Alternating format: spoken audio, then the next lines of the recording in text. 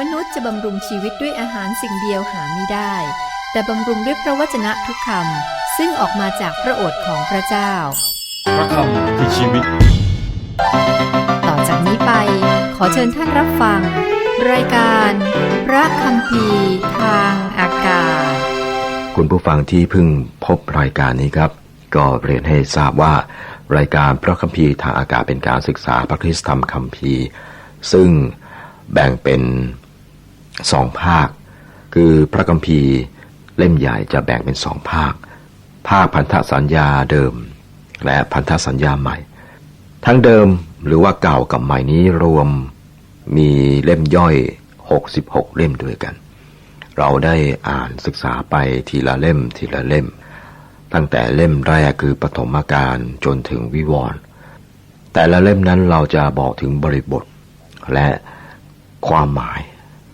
สำหรับพี่น้องคริสเตียนที่ไม่มีโอกาสศึกษาในโรงเรียนพระคัมภีร์และท่านที่สนใจอยากจะเข้าใจคำสอนของพระคริสตธรรมคัมภีร์รายการนี้จะเป็นประโยชน์กับท่านคุณผู้ฟังครับเราอ่านและศึกษาอยู่ในตอนนี้ครับเป็นการศึกษาพระธรรมเยเรมีอยู่ในส่วนของพระคริสตธรรมคัมภีร์ภาคพันธสัญญาเดิมเมื่อตอนที่แล้วเราอ่านและศึกษาถึงบทที่3ข้อ3วันนี้เราจะมาดูกันต่อนะครับแต่ก่อนที่จะมาดูกันต่อก็ขอบอกเกี่ยวกับเยเรมีครับเยเรมีได้ชื่อว่าเป็นผู้เผยพระวจนะที่หัวใจปวดร้าวแล้วหนังสือเยเรมีนี้เป็นหนังสือหมวดการพยากรณ์เป็นหนังสือที่น่าทึ่งที่สุดเล่มหนึ่งในพระคัมภีร์ครับคือหนังสือทุกเล่มในพระคัมภีร์นี้น่าทึ่งแต่เล่มนี้น่าทึ่งเป็นพิเศษผู้เผยพระวจนะของพระเจ้าส่วนใหญ่เมื่อพยากรณ์ก็จะซ่อนตัวเองและคงลักษณะการปกปิดตัวเองไว้พวกเขาไม่ให้ภาพตัวเองอยู่ในคำเผยพระวจนะของพวกเขาครับแต่สำหรับท่านเยเรมียกเว้นครับท่านเป็นผู้เผยพระวจนะของพระเจ้าซึ่งคำเผยพระวจนะส่วนใหญ่นะครับเป็นอัตชีวประวัติตรงนี้ทำให้เราทราบถึงประวัติส่วนตัวของเยเรมีให้เราทราบถึงประวัติส่วนตัวของเยเรมีครับเยเรมีเริ่มต้นการเผยวจนะของพระเจ้าประมาณ100ปีหลังจากอิสยาห์ซึ่งเป็นผู้เผยพระวจนะเช่นเดียวกันท่านเริ่มต้นในสมัยของกษัตริย์โยสิยาห์แห่งอาณาจักรยูดาห์และท่านก็เผยวจนะต่อไปจนถึงช่วงประเทศยูดาห์ตกเป็นเฉลยของอาณาจักรบาบิโลนท่านก็ยังเห็นเลยเวลาในการเป็นเฉลยนะครับจากที่มืดไปถึงความสว่างไม่มีผู้เผยพระวจนะคนใดที่กล่าวถึงอนาคตที่สดใสเพียงนี้นะครับเราจะเห็นเมื่อเราศึกษาคำเผยพระวจนะอันน่าทึ่งของท่านเยเรมีครับเราเปิดที่พระคริสตธรรมคัมภีร์ภาคพันธสัญญาเดิมครับพระธรรมเยเรมีบทที่3เรามาถึงข้อ3จบไปครับเรามาดูข้อ6ครับข้อ6เป็นต้นไปนี่เป็นข้อกล่าวหาถึงการละทิ้งพระเจ้าในระหว่างสมัยของกษัตริย์โยสิยาห์ขณะนี้เรามาถึงถ้อยคำที่2ของท่านเยเรมีเริ่มต้นตั้งแต่บทที่3ข้อที่6ไปจบที่บทที่6ในตอนนี้ครับพระเจ้ากล่าวหาชนชาติยูดาห์เรื่องการละทิ้งพระเจ้าของพวกเขาการละทิ้งพระเจ้าไม่เพียงแต่ถอยหลังไปพระเจ้าให้ภาพที่ชัดเจนถึงสิ่งนี้เมื่อตรัสว่าอิสราเอลนั้นดื้อดึงเหมือนวัวสาวที่ดื้อในพระธรรมโฮเชยาบทที่4ข้อ16การละทิ้งพระเจ้าคือการปฏิเสธที่จะทำตามวิธีของพระเจ้าหรือปฏิเสธที่จะฟังพระองค์และเมื่อเราทำอย่างที่วัวสาวทำที่วัวสาวมักจะดื้อเมื่อเราตั้งใจต่อสู้กับน้ำพระทัยของพระเจ้าเราจะเสื่อมถอยไปในทุกสิ่งนะครับถ้าเราต่อสู้กับพระเจ้าและน้ำพระทัยของพระองค์เราจะห่างจากพระองค์ออกไปทุกทีข้อ6บอกว่าพระเจ้าตรัสกับข้าพเจ้าในรัชกาลของพระราชาโยสิยาห์ว่าเขาทำอะไรเจ้าเห็นหรือคืออิสราเอลผู้กลับสัตว์เขาขึ้นไปบนภูเขาสูงทุกลูกและใต้ต้นไม้เขียวสดทุกต้นแล้วก็ไปเล่นชู้อยู่ที่นั่นพระเจ้าตรัสกับประเทศยูดาห์ให้เรียนจากอิสราเอลซึ่งเป็นอาณาจักรตอนเหนือซึ่งตกไปเป็นเฉลยแล้วนะครับเรียกว่าเสียเอกราชไปแล้วตอนนี้ก็เหลือยูดาห์ซึ่งอยู่ทางใต้พระองค์ก็ตรัสกับพวกยูดาห์นะครับให้เขาสังเกตเห็นว่า พี่น้องร่วมชาติซึ่งแบ่งเป็น2ประเทศคือตอนเหนือที่เรียกว่าอิสราเอลก็ได้ทำสิ่งเดียวกันกับที่เขาคือยูดาห์ทำอยู่ตอนนี้ครับอิสราเอลนั้นดื้อดึงเหมือนวัวสาวที่ดื้อแต่พระเจ้าได้พยายามนำอิสราเอลกลับมาหาพระองค์พวกเขาไม่ยอมผลก็คือว่าพวกเขาได้ตกเป็นเฉลยของประเทศอัสซีเรียครับสิ่งที่เกิดขึ้นกับอิสราเอลเป็นบทเรียนและควรจะเป็นการเตือนประเทศยูดาห์ในข้อ1ของบทที่3นี้พระเจ้าตรัสว่าแล้วเจ้าจะกลับมาหาเราหรือพระเจ้าตรัสดังนี้แหละพระองค์ตรัสว่าแม้ว่าเจ้าจะเล่นชู้เจ้าเป็นของเราถ้าเจ้ากลับมาหาถ้าเจ้าจะกลับมาหาเราจะยอมรับเจ้านี่คือเหตุผลที่บุตรหลงหายหรือว่าครอบครัวหรือว่าคริสตจักรหรือประเทศที่ไม่สนใจเรื่องศีลธรรมนะครับสำหรับประเทศคริสเตียนเนี่ยไม่สนใจเรื่องพระเจ้าสามารถกลับมาหาพระเจ้าในทางที่ชอบธรรมถูกต้องได้พระเจ้าจะยอมรับนะครับในพระคัมภีร์มีคำอุปมาที่พระเยซูได้สอนอุปมาเรื่องบุตรน้อยหลงหายครับเมื่อกลับมาบ้านแล้วเนี่ยเขาไม่ได้โดนทำโทษเขาได้รับสิ่งนั้นเมื่ออยู่แดนไกลแตกเขาได้รับการต้อนรับจากพ่อของเขาครับเมื่ออยู่แดนไกลนี่เขาก็ลำบากถูกหลอกลวงสารพัดถูกทำร้ายแต่เมื่อกลับมาหาบ้านเขาได้รับการต้อนรับจากพ่อของเขาเขาเกือบตายนะครับในแดนไกลแต่เมื่อกลับมาบ้านมาที่บ้านเกิดเมื่อพบพ่อของเขาพ่อก็ได้จัดเตรียมงานเลี้ยงสำหรับเขาอิสราเอลไม่ได้กลับมาหาพระเจ้าพวกเขาหันไปกราบไหว้รูปเคารพซึ่งพิธีศาสนาของรูปเคารพในตอนนั้นนะครับเป็นพิธีที่เกี่ยวกับการล่วงประเวณีหรือเกี่ยวกับเรื่องเพศนะครับที่เราใช้คำว่าสัมสอนในสมัยนี้นะครับพระเจ้าส่งพวกเขาไปเป็นเฉลยตอนนี้พระองค์ก็ตรัสกับยูดาห์ว่าให้บทเรียนจากประเทศอิสราเอลเนี่ยเป็นบทเรียนแก่เจ้าข้อ7และเราคิดว่าเมื่อเขาทำอย่างนี้จนหมดแล้วเขาจะกลับมาหาเราแต่เขาก็ไม่กลับมาและยูดาห์น้องสาวที่ทรยศนั้นก็เห็นพระเจ้าตรัสว่าเราได้ให้โอกาสกับอิสราเอลที่หันมาหาเราจะรับเธอกลับมาแต่เธอไม่กลับมาและยูดาห์น้องสาวทรยศของเธอได้เห็นสิ่งนี้ความบาปของยูดาห์นั้นซับซ้อนกว่าผมคิดว่าการตกเป็นเฉลยของเธอนั้นร้ายแรงกว่าของอาณาจักรทางเหนือซึ่งมีทั้งหมด10เผ่าทางตอนใต้ที่เรียกว่ายูดาห์นี่มี2เผ่านะครับเหตุผลชัดเจนก็คือว่ายูดาห์ได้มีการตกเป็นเฉลยของอิสราเอลได้เห็นตัวอย่างนะครับและไม่ยอมรับบทเรียนนั้นเรื่องที่น่าเศร้าในประเทศยูดาห์ก็คือว่านะครับมีผู้เผยพระชนะแต่น้อยคนที่จะฟังสำหรับพี่น้องคริสเตียนนะครับก็เอามาประยุกต์ได้ว่ามีพระคัมภีร์ครับแต่น้อยคนที่จะอ่านพระคัมภีร์ก็คือน้ำพระทัยของพระเจ้านะครับตรงนี้น่าเป็นห่วงนะครับเมื่อคนบอกว่าเรามีพระคัมภีร์สามารถอ่านได้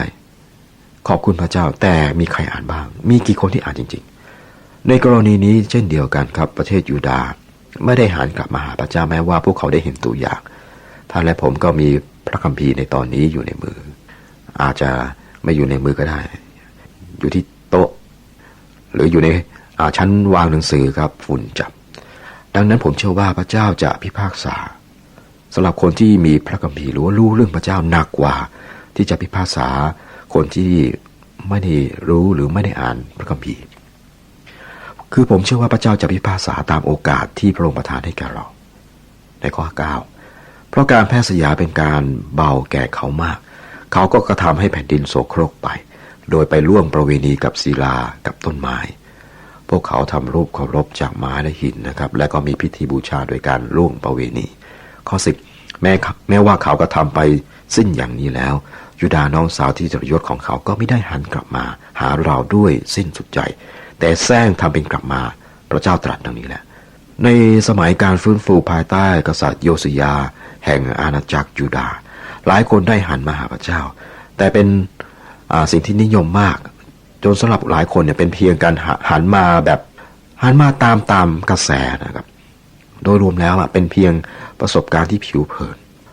ผมเชื่อว่ามีการฟื้นความสนใจในพระคำของพระเจ้าในช่วงนี้และผมคิดว่าคนได้รับความรอดในตอนนี้มากกว่าแต่ให้เราระวังนะครับอาจจะไม่ใช่การฟื้นฟูก็ได้การฟื้นฟูหลายครั้งเนี่ยถ้าสังเกตจริงๆเนี่ยมันแค่ผิวเผินอย่าถูกคนจำนวนมากหรือกระแสพาไปถึงสถานที่แล้วก็รายงานจำนวนคนที่ได้ต้อนรับพระคริสต์ เราได้เห็นการเคลื่อนไหวแต่ผิวเผินและการเคลื่อนไหวที่แท้จริงด้วยข้อ11และพระเจ้าตรัสกับข้าพเจ้าว่าอิสราเอลผู้กลับสัตย์ยังสำแดงตัวว่ามีผิดน้อยกว่ายูดาห์ที่ทรยศข้อนี้พระเจ้าก็ตรัสอย่างชัดเจนนะครับชัดเจนว่าความบาปของยูดาห์นั้นเลวร้ายกว่าความบาปของอิสราเอลเผ่าทางเหนือ10เผ่าไม่ได้มีโอกาสอย่างกับเผ่าทางใต้2เผ่าคืออิสราเอลนี่มี12เผ่าครับ10เผ่าอยู่ทางเหนือที่เรียกว่าอิสราเอล2เผ่าอยู่ทางใต้ที่เรียกว่ายูดาห์ครับอิสราเอล10เผ่านั้นก็ไปเป็นเมืองขึ้นของอัสซีเรียไปแล้วอันนี้เหลือ2เผ่าครับเห็นตัวอย่างแล้วนะครับแต่ว่ายูดาห์เนี่ยไม่ได้อะไรเอามาเป็นใส่ใจนะครับข้อ12จงไปประกาศถ้อยคำเหล่านี้ไปทางเหนือกล่าวว่าพระเจ้าตรัสว่าอิสราเอลผู้กลับสัตย์เอ๋ยกลับมาเถิดเราจะไม่มองดูเจ้าด้วยความกริ้วเพราะเราประกอบด้วยพระกรุณาคุณพระเจ้าตรัสดังนี้แหละเราจะไม่กริ้วเป็นนิดพระเจ้าตรัสกับอิสราเอลว่าพระองค์จะนำพวกเขากลับมายังแผ่นดินถ้าพวกเขาจะหันมาพระองค์และพระองค์มีความเมตตาอย่างแท้จริงพระองค์ทรงอัศจรรย์ครับข้อ13เพียงแต่ยอมรับความผิดของเจ้าว่าเจ้าได้กบฏต่อพระเยโฮวาห์พระเจ้าของเจ้าและเที่ยวเอาใจพระอื่นที่ใต้ต้นไม้เขียวสดทุกต้นและเจ้ามิได้ฟังเสียงของเราพระเจ้าตรัสดังนี้แหละทุกวันนี้ปัญหาใหญ่สำหรับคริสเตียนนะครับคือขาดการสารภาพบาปผมพบว่าไม่มีการกลับใจในการเคลื่อนไหวฝ่าวิญญาณเหล่านี้หลายครั้งด้วยกันตัวอย่างหนึ่งคือมีหนังสือเล่มหนึ่งที่อ่านไปซึ่งรบกวนใจผู้เขียนก็พูดถึงตัวเองตลอดเวลาครับหนังสือคำพยานนะครับผู้เขียนก็พูดถึงตัวเองตลอดเวลาไม่ได้ให้เกียรติพระเจ้าเลยเขาบอกว่าพระเจ้าได้ทำอะไรเพื่อเขาทำให้เขาเป็นเศรษฐีประสบความสำเร็จอย่างมากได้อย่างไรแต่ผมไม่พบว่ามีตอนไหนที่พระเจ้าช่วยเขาจากความบาปเราจำเป็นต้องสารภาพบาปของเราท่านเรียกตัวเองว่าท่านเป็นคริสเตียนหรือไม่หมายความว่าอย่างไรครับท่านอาจจะพูดว่าท่านได้วางใจในพระคริสต์วางใจพระองค์เพื่ออะไรท่านอาจจะบอกว่าท่านได้วางใจพระองค์ในฐานะพระผู้ช่วยรอดพระองค์ช่วยท่านให้รอดจากความผิดความบาปจากนรกหรือไม่จำไว้ว่าพระองค์สิ้นพระชนม์บนไม้กางเขนเพื่อช่วยท่านให้รอดจากความบาปไม่ใช่ให้บุคลิกภาพใหม่กับท่านหรือให้ท่านเป็นเศรษฐีเงินล้านพระองค์สิ้นพระชนม์เพื่อเราทุกคนให้พ้นจากความบาปของเราพระองค์ช่วยกู้จากความผิดพลาดในสิ่งที่เรากระทำซึ่งเป็นความบาปเราต่างทำผิดต่อพระเจ้าอย่างมากพระคำของพระเจ้าผ่านทางผู้เผยพระชนะเยเรมีบอกว่าเพียงแต่ยอมรับความผิดของเจ้าและเรื่องนี้ก็พูดกับเราด้วยข้อ14พระเจ้าตรัสว่าลูกหลานที่กลับสัตย์เอ๋ยกลับมาเถิดเพราะเราเป็นนายของเจ้าเราจะรับเจ้าจากเมืองและจากตระกูลคน2 คนและจากตระกูลละคน2 คนและเราจะนำเจ้ามาถึงซิโยนนี่คือพระเมตตาของพระเจ้าข้อ15และเราจะให้ผู้เลี้ยงแกะคนที่พอใจเราแก่เจ้าผู้ซึ่งจะเลี้ยงเจ้าด้วยความรู้และความเข้าใจถ้าคุณผู้ฟังมีอาจารย์ที่สอนพระคัมภีร์ครับท่านก็ควรจะดูแลเขานะครับท่านควรจะปกป้องเขาเพราะว่าเขามีค่ามากคนเช่นนี้มีน้อยหายากมากครับข้อ16และเมื่อเจ้าทวีและเพิ่มขึ้นในแผ่นดินนั้นในครั้งนั้นพระเจ้าตรัสเขาทั้งหลายจะไม่กล่าวอีกว่าหีบพันธสัญญาแห่งพระเจ้าเรื่องนี้จะไม่มีขึ้นในใจไม่มีใครกล่าวถึงไม่มีใครนึกถึงจะไม่ทำกันขึ้นอีกเลยในครั้งนั้นคือหมายถึงอาณาจักรยุค1,000 ปีต่อหนังสือเยเรมีเราจะพบแสงสว่างเหล่านี้ครับในครั้งนั้นหรืออนาคตในยุค1,000 ปีถ้าท่านออกจากบ้านในช่วงเวลาที่ฝนตกนะครับแล้วทันใดนั้นก็มีแสง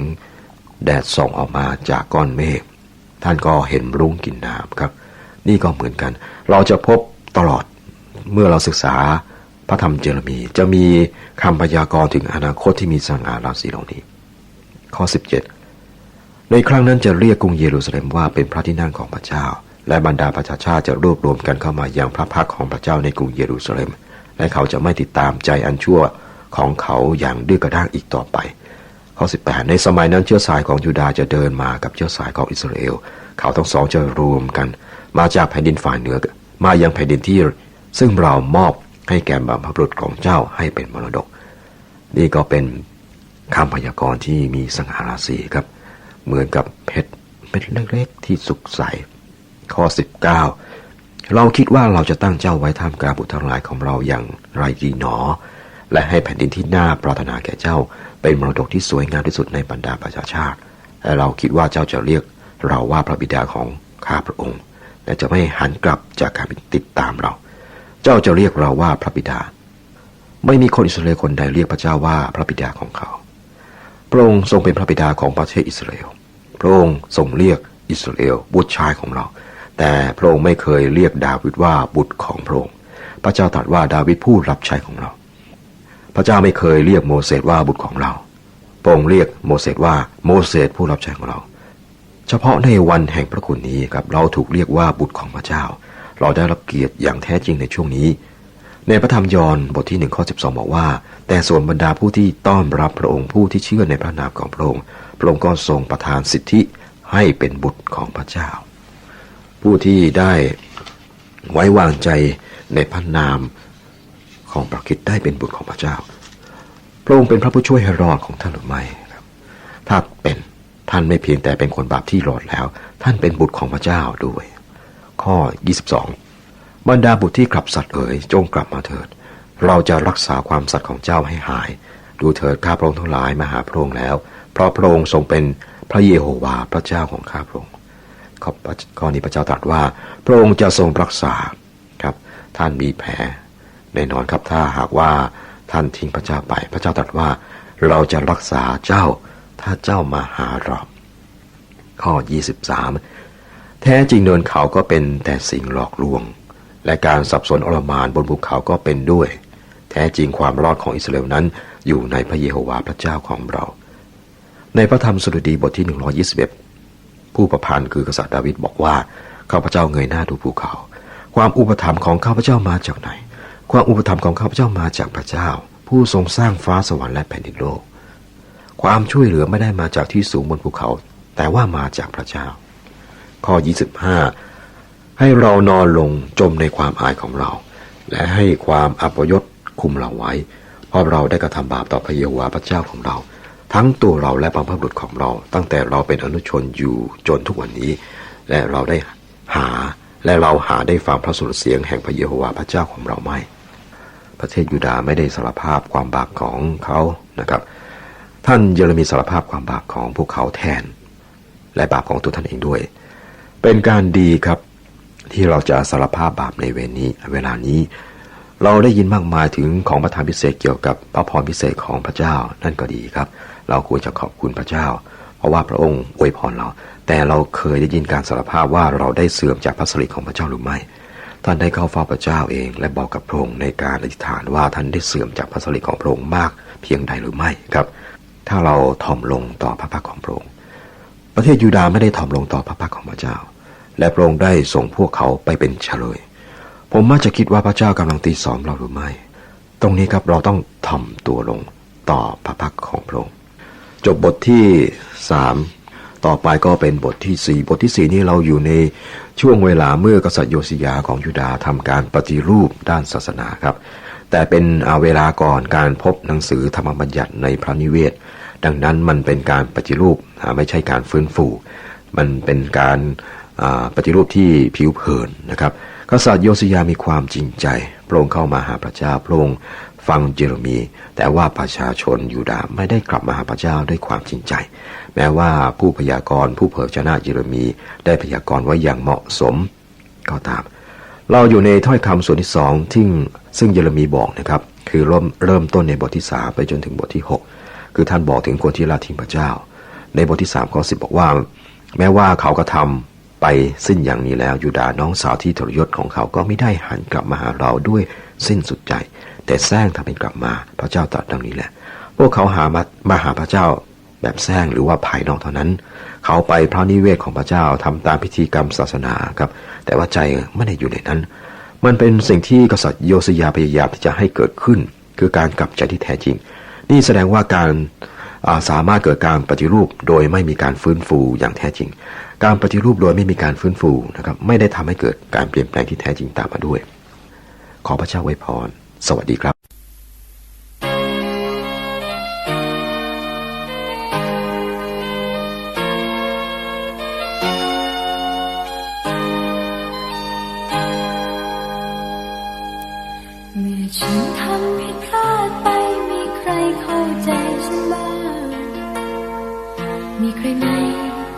สนใจฉันคิดอะไร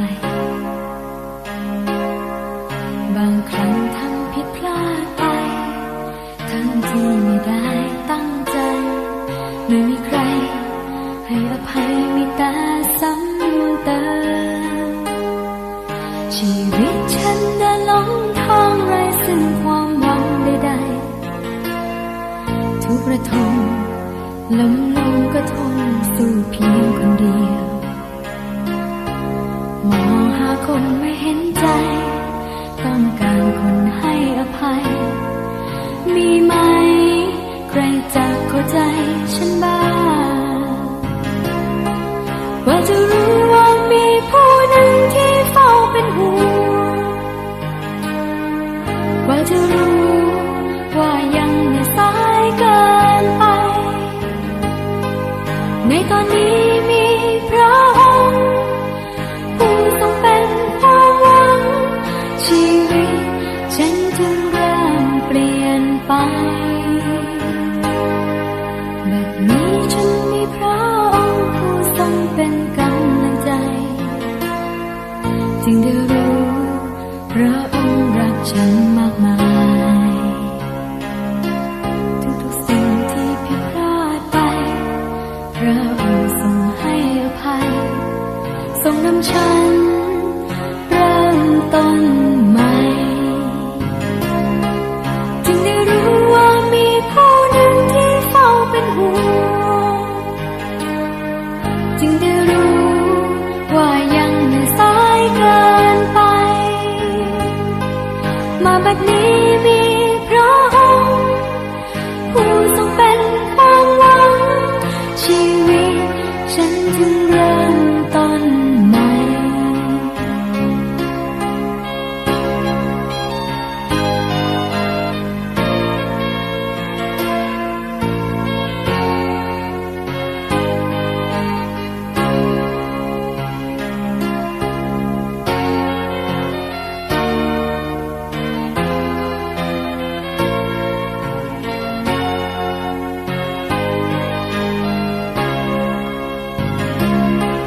กว่าจะรู้ว่ามีผู้หนึ่งที่เฝ้าเป็นห่วง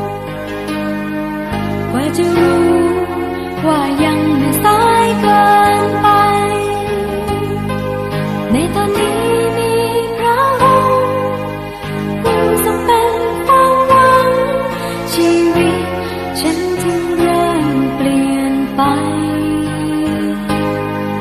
แบบนี้ฉันมีพระองค์ผู้ทรงเป็นกำลังใจ